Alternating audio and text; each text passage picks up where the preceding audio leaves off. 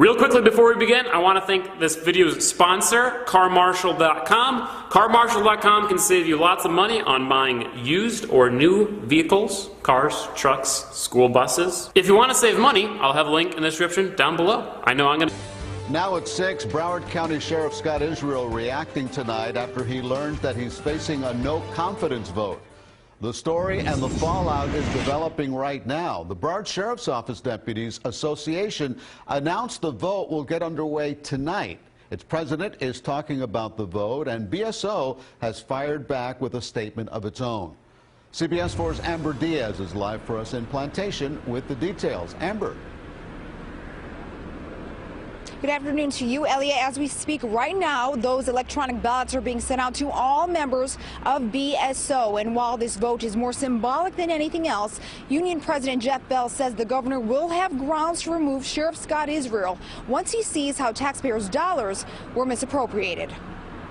The Broward Sheriff's Office Deputies Association wants Sheriff Scott Israel out. Today, they issued a no-confidence vote to all members of the union, citing a collection of, quote, suspected malfeasance, misfeasance, failure to maintain fiduciary responsibility, and failing to properly investigate possible criminal conduct by members of his staff.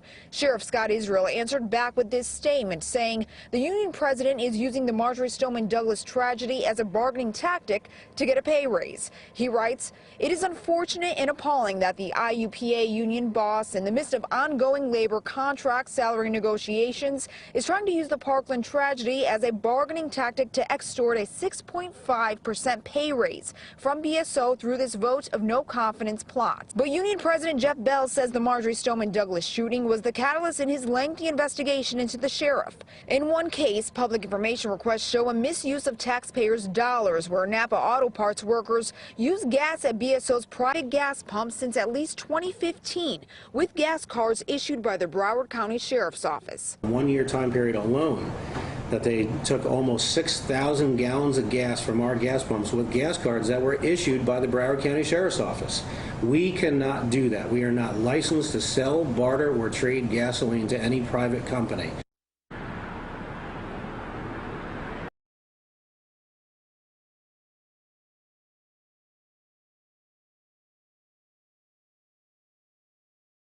CBS 4 News.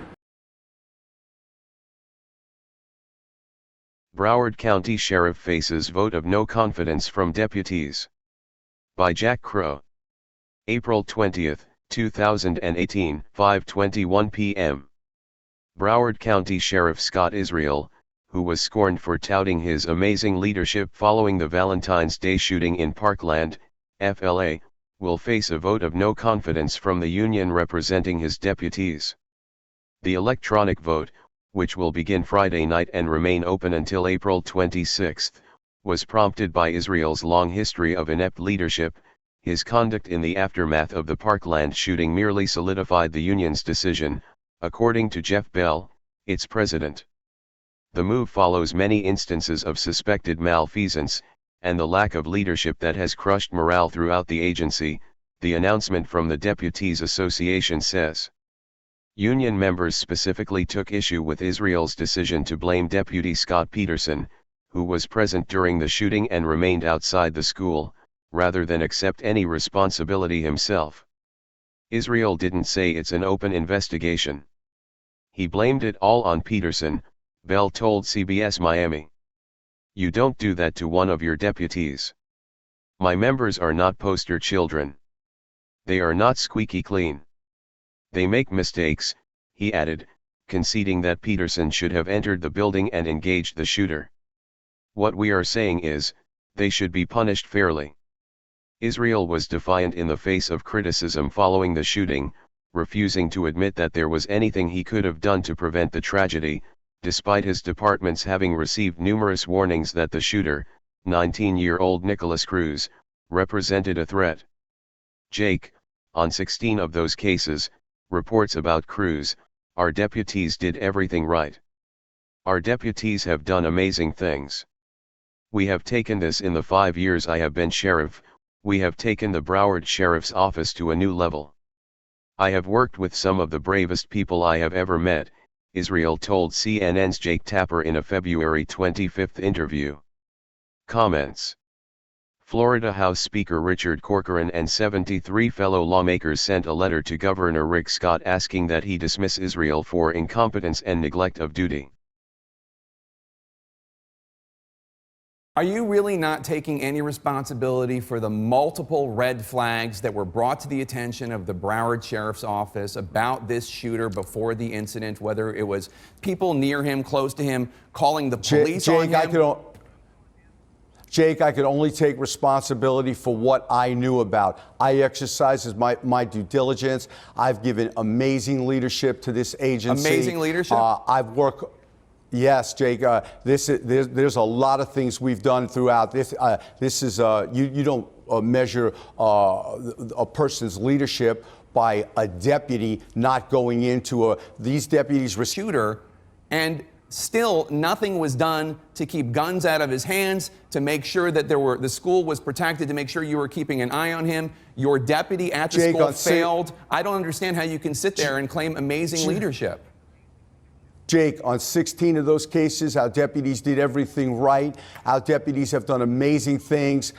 We've taken this, in the 5 years I've been sheriff, we've taken the Broward Sheriff's Office to a new level. I work with some of the bravest people I've ever met. One person, at this point, one person didn't do what he should have done. It's horrific. The victims here, the families, I pray for them every night. It makes me sick to my stomach that we had a deputy that didn't go in, because I know if I was there, if I was on that wall, I would have been the first in, along with so many of the other people. I think there are a lot of people, sir, who think that there are a lot of mistakes other than that one deputy. Do you think that if the Broward Sheriff's Office had done things differently, this shooting might not have happened? Listen, if ifs and buts were candy and nuts, O.J. Simpson would still be in the record books. I don't know what that means. There's 17 dead people, and there's a whole long list of things your department could have done differently. How could I? Listen, that's what after action reports are. That's for lessons learned reports are for. I have entered into conversation with Chuck Wexler of the Police Executive Research Forum. They will be coming to town to do an independent after action lessons learned report. We understand everything wasn't done perfectly, and if it happened in Los Angeles or Chicago or any other city, every person wouldn't perform perfectly. That's not what happened. Hey Charlotte County, this is Charlotte County COPWATCH, and I just wanted you to know that I am using this stuff under fair use. And also remember to like and subscribe this channel. Also too, keep in mind I do not make any money on YouTube. This is 5 hours work a day, fighting for freedom. And you can donate with PayPal and Patreon. I just want you to think about this. If everybody gives to PayPal and Patreon, Patreon is every month. Actually, PayPal you can do every month.